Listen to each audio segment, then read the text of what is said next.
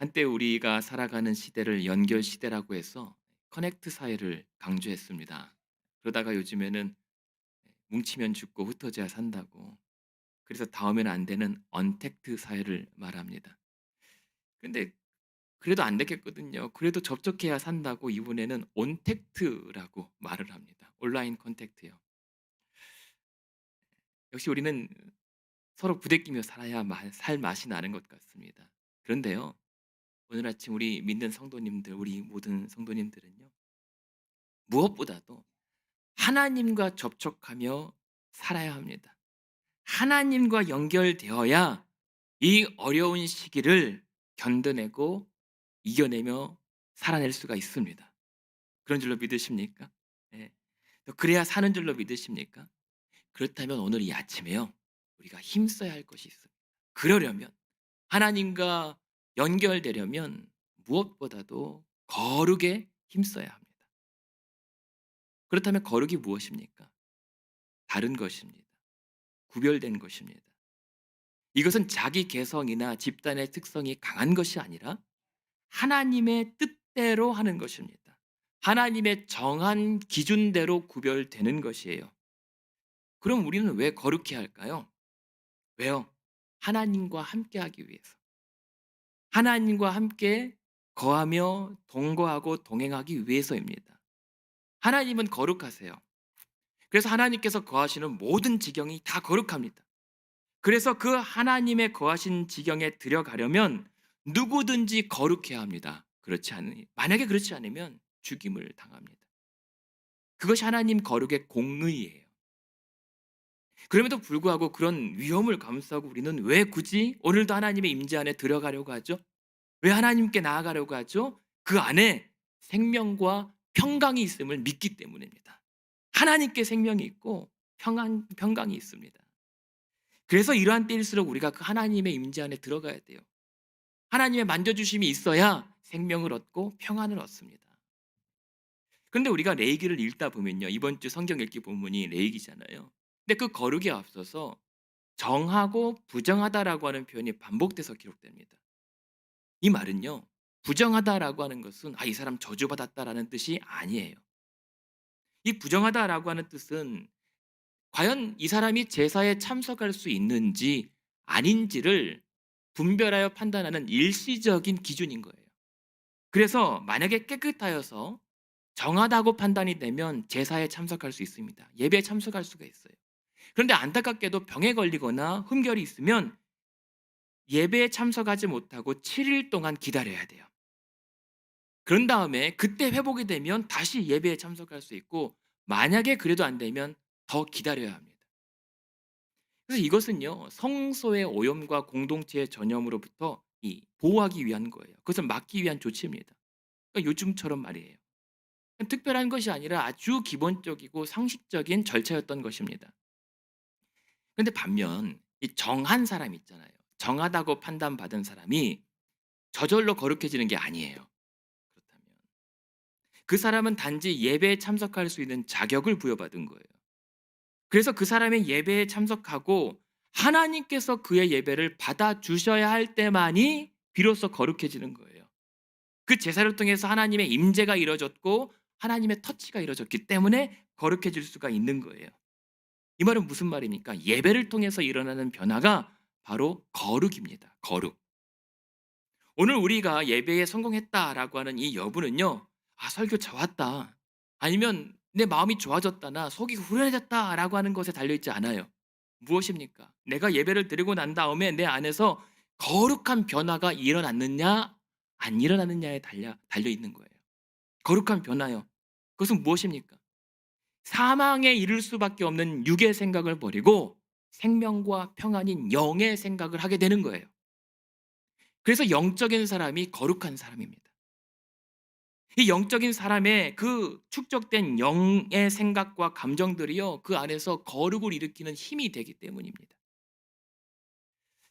그래서 이것은 한 번, 달랑 예배 한 번 드린다고 되는 것이 아니라 이 정한 상태요, 이 정결한 상태를 꾸준히 지키면서 그렇게 지속적으로 드려지는 예배를 통하여 이 거룩이 발전되고 유지가 되는 거예요. 그렇다면 이러한 이 거룩을 위해서 우리가 가장 먼저 힘써야 될 것이 무엇일까요? 오늘 읽어 드렸던 본문의 7 절에 뭐라고 합니까? "너희는 스스로 깨끗하게 하여 거룩할지어다." 깨끗게 하여서 거룩에 힘쓰라고 말합니다. 근데 여러분 또 이렇게 하면 막막하죠. 도대체 어떻게 거룩에 힘쓸 것인가? 그래서 8절 이어지는 초반에 뭐라고 나옵니까?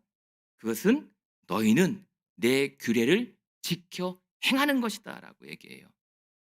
그런데 많고 많은 규례 중에 또 어떤 규례를 말할까요? 우리가 레위기를 읽다 보면 많이 절망합니다. 좌절합니다. 막 어려워 보이거든요. 그런데요. 레위기의 전체 구조를 우리가 이해하면 조금 도움이 돼요. 레위기를요. 절반으로 딱 나눈다고 생각하십시오. 전반부는 쉽게 말해서 예배에 대한 가르침입니다. 후반부는 그 예배자의 삶에 대한 가르침이에요. 그리고 그 중간 지점에 그것을 집약해서 두 가지 우리가 거룩해질 수 있는 방안을 제시하는데 한 가지가 무엇이냐면요. 의식적 정결을 통해서 거룩해지는 방법이에요. 다른 한 가지는 윤리적 정결을 통해서 거룩해지는 방법이에요. 무슨 말이냐면 정결한 예배를 통해서 거룩한 백성으로 살아가고 정결한 삶을 통하여서 거룩한 백성의 자격을 유지하는 것을 말하는 겁니다. 그런 맥락에서 예배만 달랑 드린다고 되는 것이 아니라 예배를 위한 거룩한 과정과 예배자의 거룩한 삶이 수반되어야 한다는 것을 말하는 거예요. 그래서 하나님께서 과연 받으실 만하고 기뻐하실 만한 거룩한 산 제물이 되기 위해서 말입니다. 그렇게 볼 때 오늘 읽어드렸던 본문 7 절과 8 절은요. 사실 18장 앞서 18 장에서 20 장까지 연결된 본문이에요. 그런데 이 18장 3 절에서 5절 앞에 그 시작되는 내용의 첫 번째 초반부에 뭐라고 기록됐냐면 "너희는 애굽의 땅과 가나안 땅의 풍속과 규례를 행하지 말라." 그래요. 대신 내 규례와 법도 즉 하나님의 규례와 법도를 지켜 행해야 너희가 살 수 있다라고 하나님께서 말씀하세요. 그러면 그 따르지 말아야 할 애굽과 가나안 땅의 풍속들이 무엇입니까? 열거해야 되는 항목들을 요약해 드리면 인신제사, 아들과 사람을 제물로 바치는 거예요. 우상 숭배입니다. 거기에 근친, 상간, 간음, 동성에서부터 도둑질과 사기, 폭력과 비방, 구술하고 접신해서 점을 치고 심지어 짐승과 교합하는 것을 말합니다. 그래서 이러한 땅의 문화를 따르지 말고 그 사이에 기록된 19 장에는요. 대신 이웃 사랑에 대한 하나님의 명령들이 있어요. 그러한 이웃 사랑과 같은 하늘의 문화를 따라 살아야 된다는 거예요. 즉 그 과정에서부터 세상 사람들과는 다른 거룩한 예배, 거룩한 개인, 거룩한 가정, 거룩한 이웃 되는 것에 힘쓰는 것이 바로 거룩에 힘쓰는 것이는 것이에요. 근데 여기서 우리가 알아야 할 점은 무엇이냐면요. 그렇다고 우리가 거룩에 힘쓴다고 거룩에 되는 것이 아니에요. 우리가 한다고 되는 것이 아닙니다. 하나님께서 되게 하셔야 되는 것입니다. 그래서 거룩은 내가 보기에 '이 정도면 됐지.' 하면서 내 기준이 아니에요. 하나님 보시기에 거룩해야 거룩한 겁니다. 그래서 오늘 8 절에 뭐라고 말씀합니까? "나는 너희를 거룩하게 하시는 여호와다."라고 말씀하시는 거예요. "내가 거룩하게 하는 거다."라고. 음식과 심지어 날 모든 절기까지도 거룩하게 하시는 거룩의 주체는 하나님이십니다. 하나님께서 받으실 만해야 그래서 하나님의 임재가 일어나야 하나님의 터치가 일어나야 비로소 거룩해지는 거예요. 다시 말해서요. 이 말은 무엇이냐면 그 하나님의 거룩이요. 정한 상태, 정결한 상태의 우리와 닿아야 우리가 비로소 거룩해지는 거예요. 만약에 우리가 부정한 상태면 그 거룩이 닿으면 죽습니다. 그렇게 우리가 하나님의 이 닿음이 이루어져서 우리가 거룩해지고 하나님 앞에서 죽지 않고 설 수 있는 상태를 뭐라고 하죠? 의의 상태라고 말하는 거예요. 그러니까 한마디로 하나님께서 택해 주셔야, 하나님께서 허락하셔야, 하나님께서 불러 주셔야 구원 얻는 겁니다. 그러니까 예배자가 정하다라고 하는 것, 그 정한 상태로 제사에 참석한다는 것은요. 그만큼 하나님 앞에 나아가기를 사모했다는 거예요. 그래서 그만큼 조심했고 애썼고 노력했기 때문에 하나님께서 그 마음을 받아주셨다는 거예요. 그래서 하나님께서 임재해 주시는 거예요. 마치 우리의 믿음이 구원하는 것이 아니라 우리의 믿음을 보시고 믿음의 대상이신 하나님께서 우리를 구원해 주시는 것처럼 말입니다. 그러니까 우리의 믿음이 믿음으로 구원받는다는 것은요. 엄밀히 말하면 우리의 믿음이 구원하는 게 아니에요. 우리의 믿음을 보시고 믿음의 대상이신 하나님께서 구원해 주시는 것.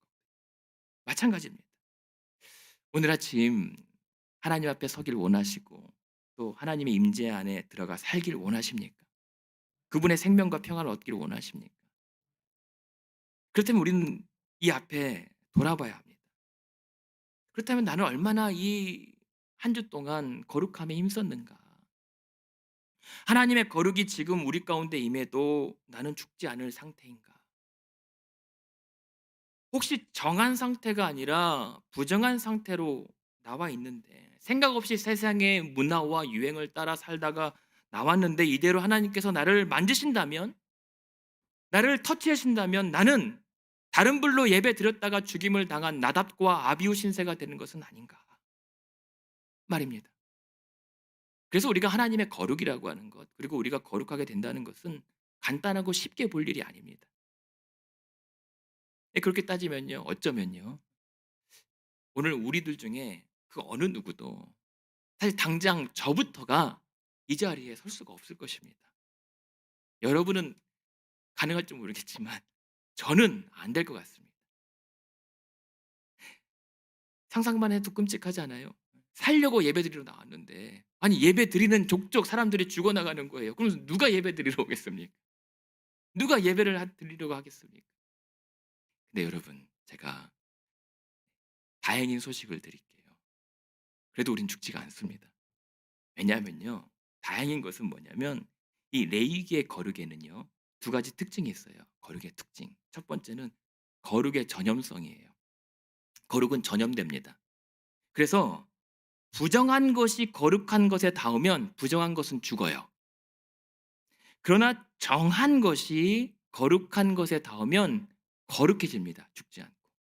그것이 거룩의 전염성이에요. 두 번째는요, 거룩의 역동성입니다. 거룩해지려면 세속적이고 오염된 곳을 벗어나서 거룩한 곳으로 가면 거룩해집니다. 그러니까 그 때문에 이 구약의 제사의 모든 절차가 매우 까다롭고 단호했던 겁니다. 하지만 이 덕분에, 그런 까다로운 덕분에 이스라엘 백성들의 이 제사가 지속되는 한 죄사함이 계속 끊임없이 일어납니다. 하나님의 용서의 은혜가 계속 흐릅니다. 그리고 그나마 이 때문에 백성들의 거룩함이 유지될 수가 있었어요. 그나마라고 하는 건 왜일까요? 그럼에도 불구하고 계속 넘어졌거든요. 그런데 이 구약의 특징을 포함해서 신약으로 넘어가면 이 거룩에 두 가지 변화가 또 일어나요. 여기서 중요한 것이 무엇이냐면 그 첫 번째 변화가요, 구약은 우리가 찾아가는 거룩이었잖아요.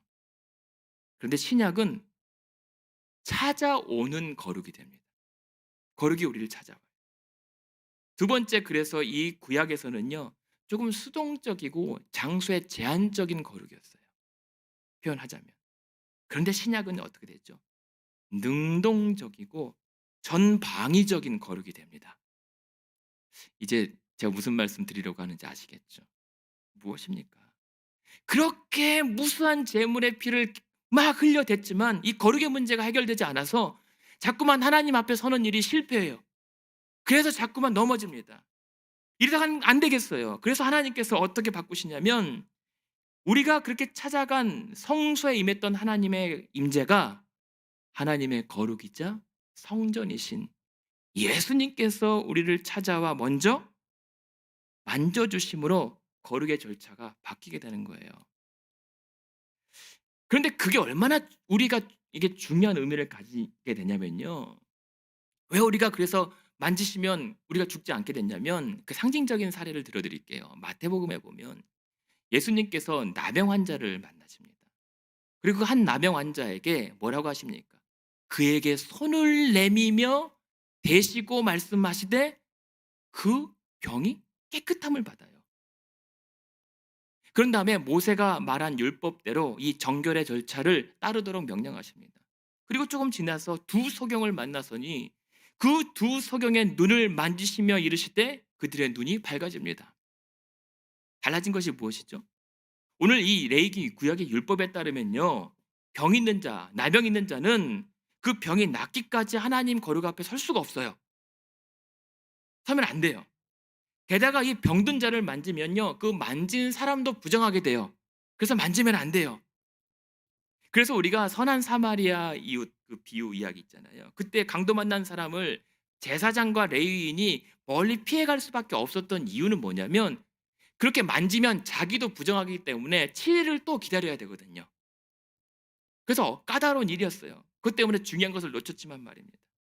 게다가 이 소경된 자, 이 맹인은요, 하나님 앞에 제사 드리는 업무에서 배제돼요. 자칫하다가는 하나님의 거룩을 훼손할 수 있기 때문에 뺀 겁니다.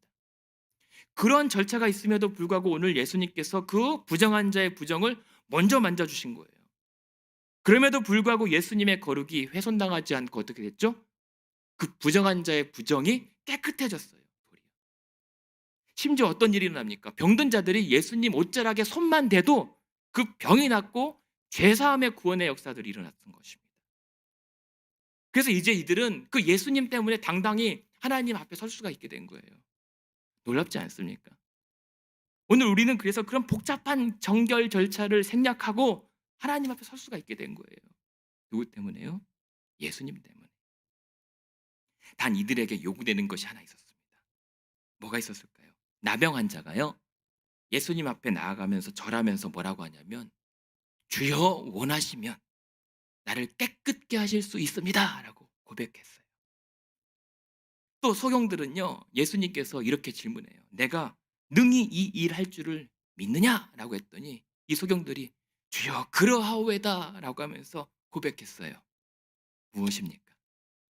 이제부터는 재물이 아니라 믿음만으로도 하나님 앞에 설 수 있게 된 거예요. 믿음만으로 거룩해지는 것입니다. 그래서 이제 우리는 장소와 예식에 의존하는 거룩이 아니라 믿음과 심령의 변화로 인한 거룩으로 하나님 앞에 설 수 있는 의의 상태에 이르게 되었습니다. 그래서 형식인 내용을 이끄는 것이 아니라 이제 내 안에 이 내면이, 내용이 그 예배의 형식을 이끌게 되는 거예요. 그것이 오늘 예배입니다. 그렇게 저와 오늘 여러분은 먼저 다가와서 손 내밀어서 잡아주신 예수님 때문에 우리가 거룩해졌고 구원받고 예배 드릴 수 있게 되었습니다. 뿐만 아니라요, 그렇게 예수님의 만져주심, 예수님의 터치를 믿고 구하는 자들에게는 지금도 예수님께서는 치유하심과 부활과 위로하심과 자유케 하시는 은혜를 내려주십니다. 이 시간은 혹시라도 요즘 이 어려움 때문에 믿음이 약해져서 의심의 바다에 지금 빠져가고 있는 분들이 있다면 간절함으로 예수님께 손을 내미십시오. 그럼 예수님께서 그 손을 즉시 잡아 건져 주실 것입니다. 그게 예수님께서 우리에게 찾아와 주신 은혜이고 거룩의 능력인 거예요. 하지만 그렇다고요, 우리가 또 한 가지 잊지 말아야 될 것은 무엇이냐면, 그렇다고 이 믿음이 그러면 우리가 계속 죄를 지어도 되는 명분을 주지는 않습니다.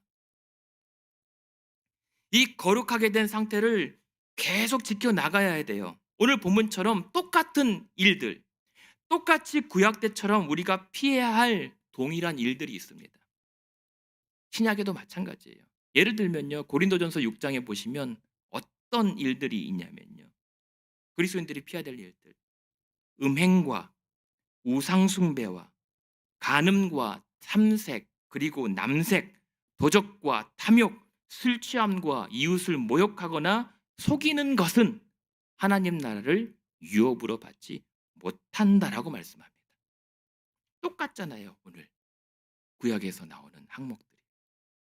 그래서 내가 만약에 내가 예수 믿는다고 말은 하고 내가 오랫동안 교회를 다녔다고 하면서도 아직도 여전히 그와 같은 일을 행하는 자가 있다면 바울이 뭐라고 말합니까?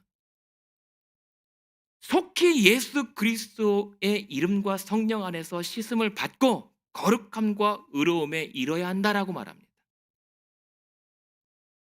그리고 나서야 마침내 우리가 하나님 앞에서 온전히 거룩해질 때까지 우리가 사는 날 동안 날마다 이러한 거룩함에 계속 힘써야 합니다.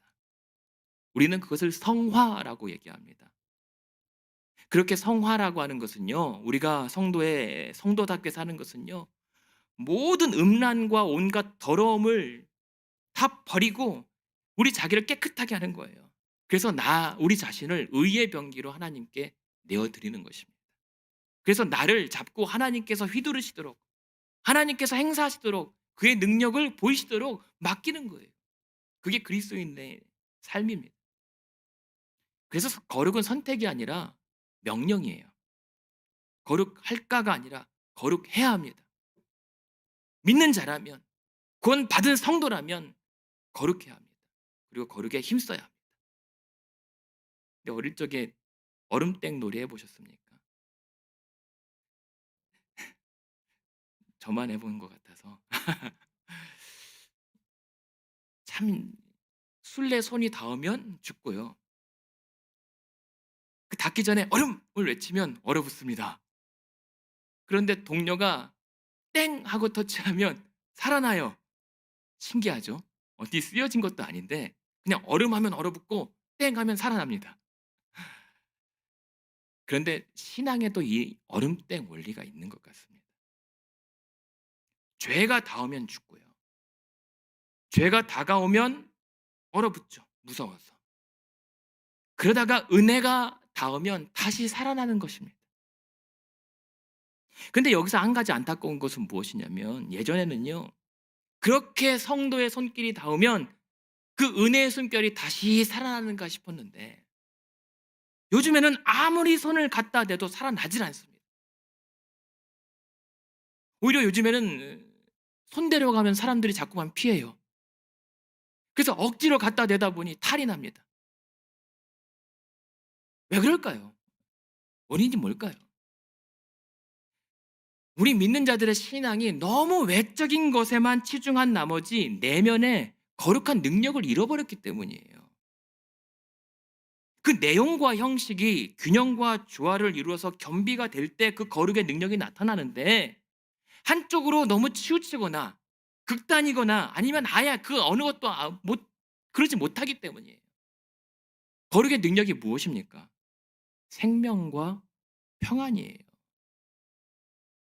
거룩하지 못하여서 우리 성도들이 그러한 거룩의 능력을 갖지 못하니까 아무리 손을 갖다 대도 살아나지가 않아요. 아무리 손을 대도 위로받지 못합니다. 최근에 한국의 20, 30대 기독 청년들을 대상으로 설문조사를 한 게 있어요. 근데 비록 한국 청년들의 현 주소지만 오늘 우리가 살아가는 이 지역 정서도 마찬가지라고 봐요. 뭐냐면 이 청년들을 대상으로 질문했는데 40%가요. 성경대로 살면 사회에서 성공하지 못한다라고 믿는데요. 성경대로 살면 이 세상에서 살아남지 못합니다. 안타깝죠. 그런데 두 번째 질문이 더 가관입니다. 답변이. 62%가 내 주변에 성경대로 사는 사람이 한 사람도 없다라고 답했대요. 그래서 신앙과 삶의 괴리감을 느끼고 있다는 결과가 더 처참한 거예요. 아니, 그렇게 주변에 믿는 사람이 많다고 하는데 정작 내 주변에 성경대로 사는 사람이 없다는 거예요. 그렇게 교회를 오래 다니고 그렇게 믿음 좋다고 교회에서는 소문이 났는데 정작 내가 보기에는 그렇지 않아 보이는 거예요. 교회에서는 정말 거룩하다고 말하는데 밖에서 내가 봤을 땐 안 그러거든요. 그래서 이해가 안 돼요. 그런 탓인지 이 청년들이요. 10년 뒤에도 신앙생활 하실 겁니까? 물어봤는데요.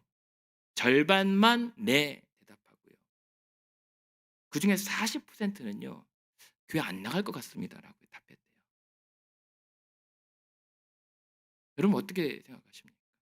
제가 이것을 보면서 드는 생각은 뭐냐면 요즘 젊은이들을 교회에서 떠나게 하고 사람들을 자꾸만 교회에서 떠나게 만드는 것은 이 시대 변화 때문이 아니라 그전에 우리 스스로가 먼저 흔들리고 있기 때문이라는 것입니다.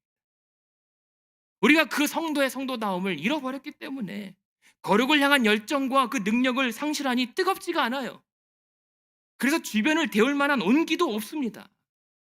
세상과 별반 차이 없거나 더 못하거나 아니면 좀 달라 보이려고 하면 불통이거나 그냥 눈 가리고 아웅거리는 격에 멈춥니다. 거룩은요, 우리끼리 모여서 세상을 차별하는 것이 아니라 세상 가운데에서 우리가 구별되는 것입니다.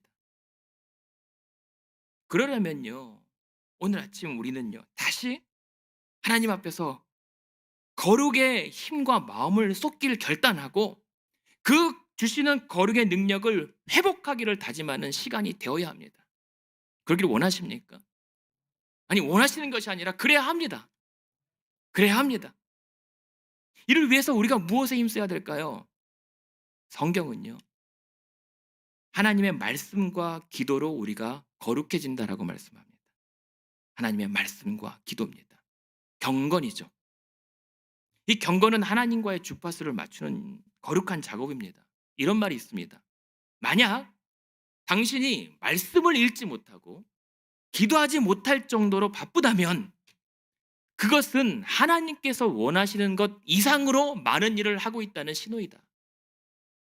저는 거기에 덧붙입니다. 만약 말씀을 읽지 않고 기도하지 않을 정도로 게으르다면 하나님께서 원하시지 않는 것 이상으로 상황이 안 좋다라고 하는 신호입니다. 그래서 우리가 이 경건 행위를 통해서 만족하는 것이 아니라 경건의 행위로 끝나는 것이 아니라 이 경건을 통해서 하나님의 은혜를 체험해야 돼요.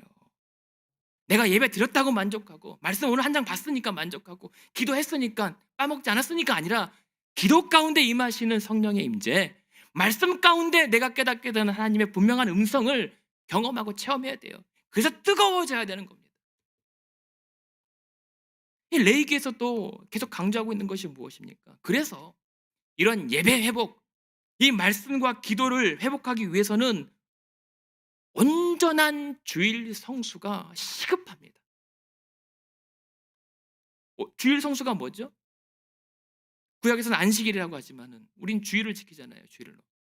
주일 성수는 주일을 구별하여 거룩하게 지키는 겁니다. 근데 요즘은 어땠죠? 사실 주일 성수가 아니라 이 시간 예배 딱 1시간만 지키는 주시 성수입니다.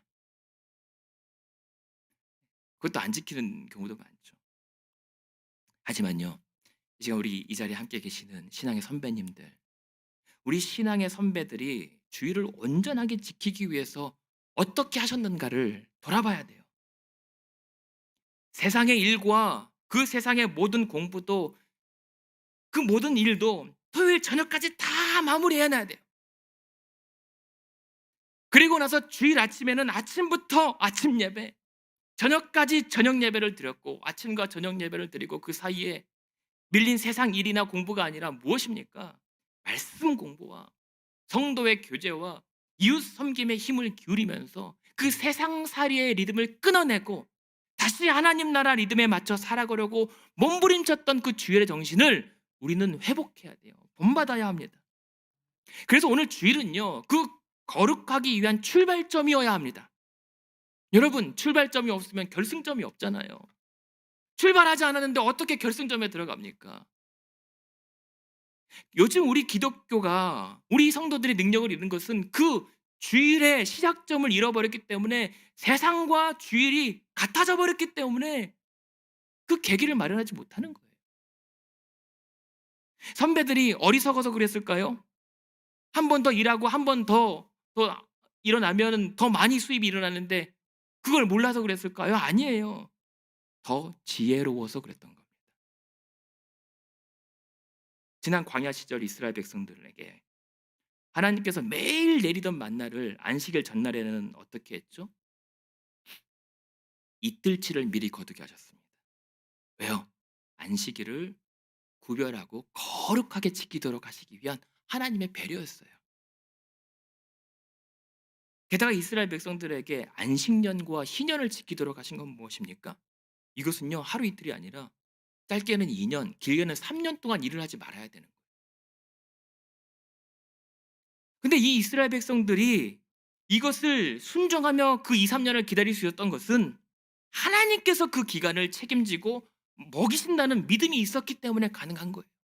그리고 그랬기 때문에 정말 하나님의 말씀대로의 그 놀라운 은혜와 능력을 경험하게 된 거예요. 그러니까 우리도 그 은혜를 머리로만 생각하지 말고 가슴으로 체험해야 되는 겁니다.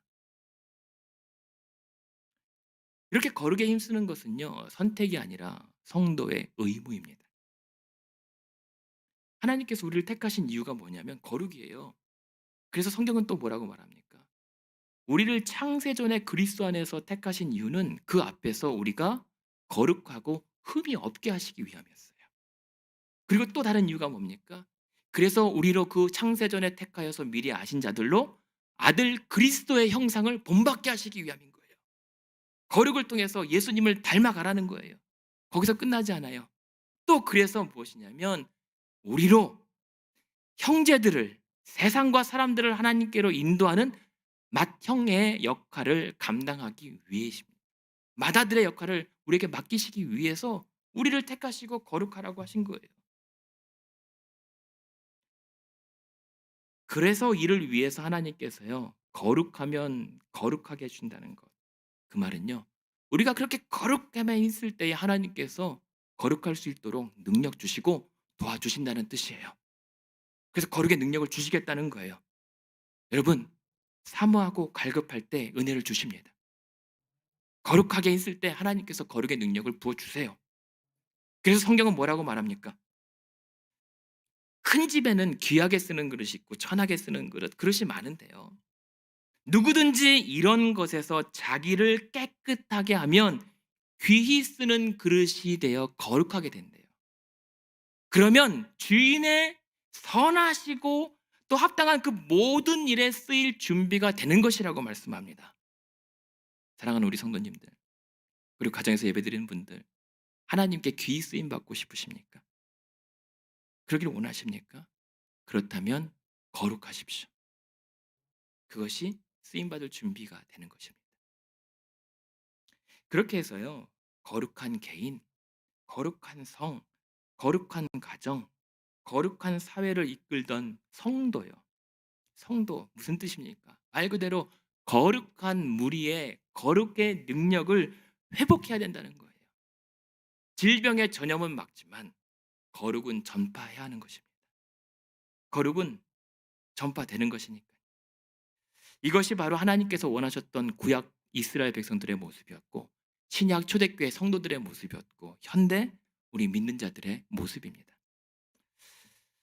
그래서요, 결론은 우리 성도들의 신실하고 거룩한 현존으로 말미암아 지금도 죄와 사망의 음침한 골짜기에서 얼어붙어 있는 많은 영혼들에게 우리가 예수의 이름으로 땡 하면 다시 살아나는 역사가 있기를 원합니다. 그래서 자신의 흥결 때문에 차마 성전에 들어가지 못하고 성전 미문에 앉아서 구걸하며 사는 것이 다 이게 내 삶의 전부라고 믿었던 안준뱅이에게 세상의 은과 금이 아니라 나사렛 예수 그리스도의 이름으로 그의 오른손을 잡아 일으켰을 때 그가 걷고 뛰며 하나님을 찬양하게 되는 역사가 우리를 통하여 다시 일어나기를 원합니다.